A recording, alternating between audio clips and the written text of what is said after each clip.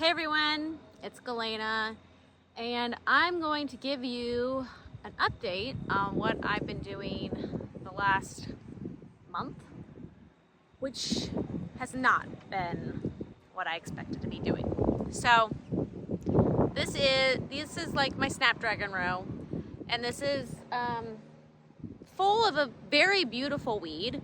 And the reason why I picked this row as an example is most of my field is now weeded, but I just haven't quite got into that one yet because the dahlias were the priority.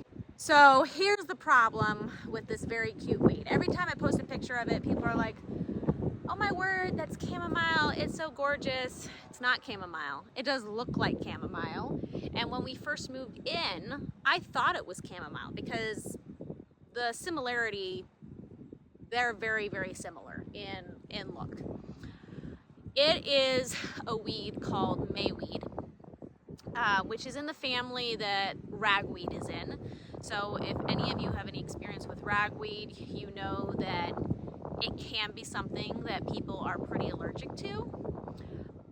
Personally, I have very few, I would actually say almost zero allergies. Like that's just something that's never bothered me till this came along. So in terms of weeds, this isn't like the worst weed in the world.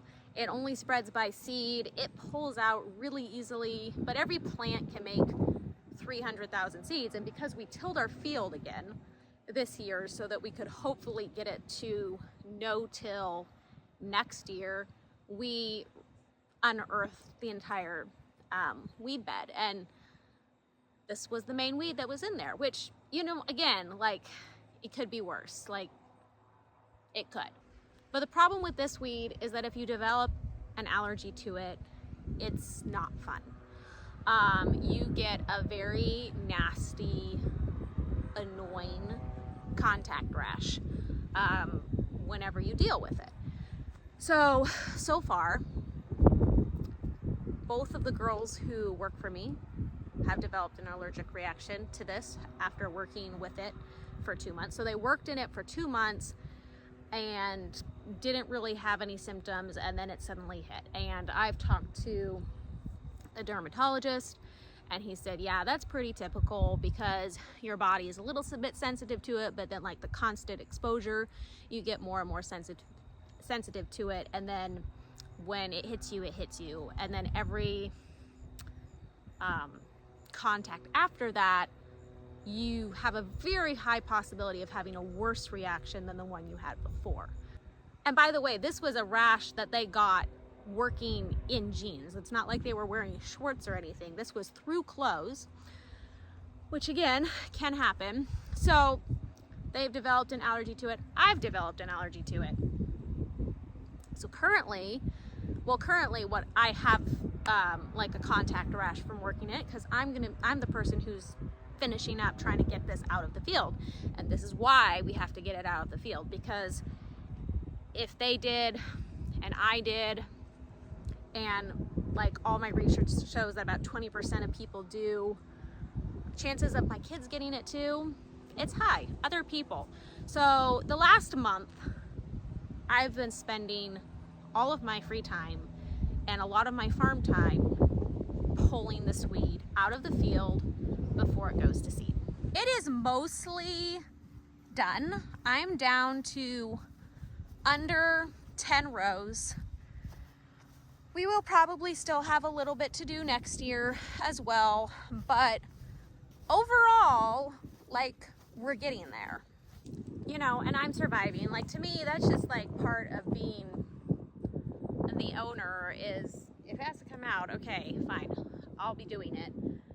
I'm certainly not going to subject the girls who work for me, and when I say girls, they're adults, but to this, like, that, no.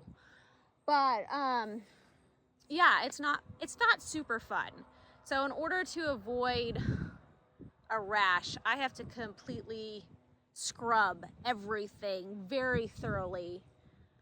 And honestly, that it's not 100%. So currently, like, because I've been kneeling in rows weeding, I have the start of one on my legs. And anyway, it is what it is. we're getting it out. It will be done soon. But what this also means is, especially like the back half of my field, there's too much of it in the paths because I didn't sow. So the back half of my field, I was doing mostly oats as an experiment with cover crop, and that like coexists with other plants really well. So it's like a lot of Mayweed and it's a lot of oats. The problem is we can't leave any of it. It is the type of plant where if you mow it, it will just like flower shorter and shorter. So we ordered a bunch of landscape fabric, and we will be using landscape fabric on the back half of our field, any path that has a lot of it in it, in order to kill it off, because I can't weed all of the pathways too. So that's a bummer, because honestly, these living pathways I love, and we'll definitely do them next year. And the ones that are like mostly teff, I will leave because they're doing really well. So there'll probably be at least a third of them that stay, but landscape fabric is going on a lot of them because it's just a circumstance where nothing about it is ideal, and you have to find a solution that works with life. So for those curious, I'm gonna have to like wash my hands after this. I mean, it looks like chamomile, but it's not. So that's what it is. But the good news is our entire field is staked, irrigated, and corralled. And a lot of people have asked me, you know, why do I only do 2? And is that enough? And don't you want to crisscross it? And honestly, you totally could, but I just don't need to on my property. So I've tried a bunch of different ways, just 2 levels, and without any crisscross works really well for my field, but it really just depends on your own field, how the wind comes through it, what works for your plants. Don't copy people just because, like, all farming has to be adjusted to match your own property. We will leave this bit green. We removed a row in the very middle of our field, and to just divide it up and make it so that if we ever got a tractor, we wouldn't have to go like all the way around our field. So this is the middle of our field. This is like 30 rows, and then another 30. There's actually 61 rows, but you know, one of them has one more.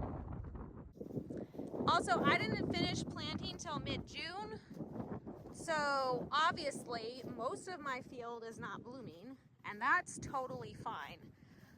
Last year I didn't even plant until later, but so these few rows still need to be weeded.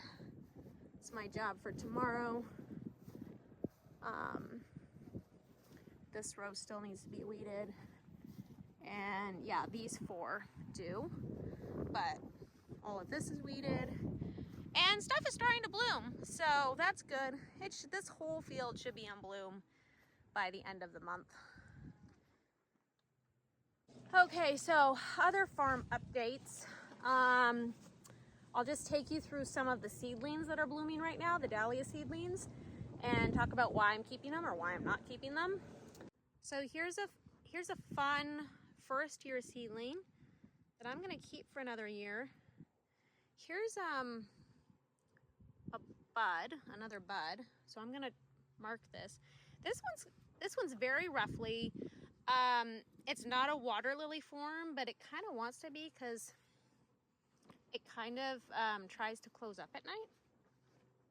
But I really love the color. I honestly love how absolutely crazy it is. So that one's definitely going on to a second year. This is one that I might keep. So first look, the petals are all really good. It like goes all the way back. It's a really good attachment. It's really good color, but it's not fully closed in the center. That being said, this is a first bloom, so I'm gonna wait and see what other blooms look like, because oftentimes you can have a first bloom and it throws its center a little bit too much, but the rest of the blooms are great. So I'll see what the next ones look like. This is one that honestly, there's a lot of petals. The center is good, the stems are good, but I'm just not a big fan of this color enough to grow it out for 4 years. So I'm probably going to compost that one. Okay, this is actually one I haven't seen before. You can already tell that it wants to be a water lily form. I'm pretty sure it has too many petals to count as an official water lily, but it also looks like the center will be good and the stem's really good and the attachment's really good. So I'm definitely going to keep an eye on this one, and I bet I'll keep it another year. This one, I haven't decided yet, to be honest. It's very, very big. It's not really clock-faced. The color, I don't know, I like the color though. I'll probably decide at the end of the season whether I want to keep that one or not. Here's another, maybe too many petals for an actual water lily, but I'd have to go and check. But the stem attachment is great. Yeah, I'll be keeping that one. I'll be marking it. Okay, I'm gonna go out to where all my second year seedlings are and show you ones that, like, there's a few that I know for sure are going on to another year. There's several that I know for sure are not.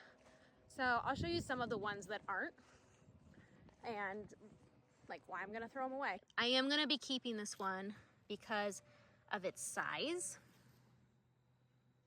The form is really good, the stems are really good, the attachment is really good. So this is just above 2 inches, and I'll be keeping that for another year for sure. And if it does well next year, this would be probably a 2027 release. This one I'm really hoping is good, and if it's not, I will still keep it and try and cross it with something similar. The only thing I'm worried about is that the center doesn't have quite enough petals, but it did last year, and this is a first bloom, so possibly that's just a first bloom thing, but the color is something I really love. It has it's like violet, but there's yellow in there, there's pink in there. It's very interesting. This is one I'll definitely be keeping. I like the ombre. I like how many petals. Has a good center. And yeah, I just really like that one. I'll also be keeping this one another year. The petals go all the way back. Love the color. Has a good center. It's a little bit wobbly though, so we'll see if that is just like a first bloom thing or if that persists. If it persists, I probably won't end up keeping it. Last year I kept approximately 250 seedlings, and some of those were ones that just hadn't bloomed, so they're starting to bloom now, and I'm like, yeah, no. But even so, my goal is to definitely get that number well under 100 for the 3rd year. So I'm being pretty picky about what I want to keep, like long term. But let me show you probably my favorite one. I was so happy that this one came back. This is definitely like my personal favorite of everything that I got last year. me show you not so much in the sun glare. So yeah, it's just like the colors, the shape, the petals, everything about it. There's a cucumber beetle. Yep. So I'm keeping that one. Here's another one that definitely snuck through. That's getting thrown out. This is a 3rd year, which I don't think I'll ever release, but I am using it as a seed parent because it makes really good seedlings.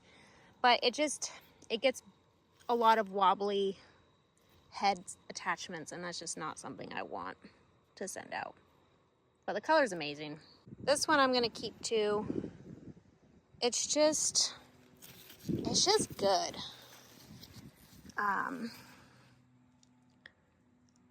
Yeah, it's just a good color, a good shape, good petals, good stem, good tubers. And I really like it. So that one is definitely going forward. I'm going to show you one more for tonight, which I'm going to keep, but I'm only keeping it so I can hybridize it to something else, and I'll show you why. So the color is just amazing. Like everything about this color I love, but it just doesn't have enough petals. So you can see with this one, you can see how you can already see the center, and then very, very quickly, like tomorrow, that one will look like that. And that's just not okay. But the color is so good. Like it has like dark stems. So I'm gonna cross this with something similar and see if I can get something that has a better center. There's a little bumblebee. This is one that is really pretty, but I don't think I'll keep it. Simply because I don't feel like it's consistent enough. So like that one is kind of weird. And the center is weird on this one. I don't know, we'll see, but I kind of doubt that I'll be keeping this one. Okay, so that's what I've been doing, weeding. And those are some of the seedlings that I'm considering. These are the ones I popped off. I'll be doing more videos on the farm in August for sure, especially seeing like this weeding's already almost under control. And yeah, there's like a bunch of stuff that I have listed that I wanted to do videos on, so those will be coming.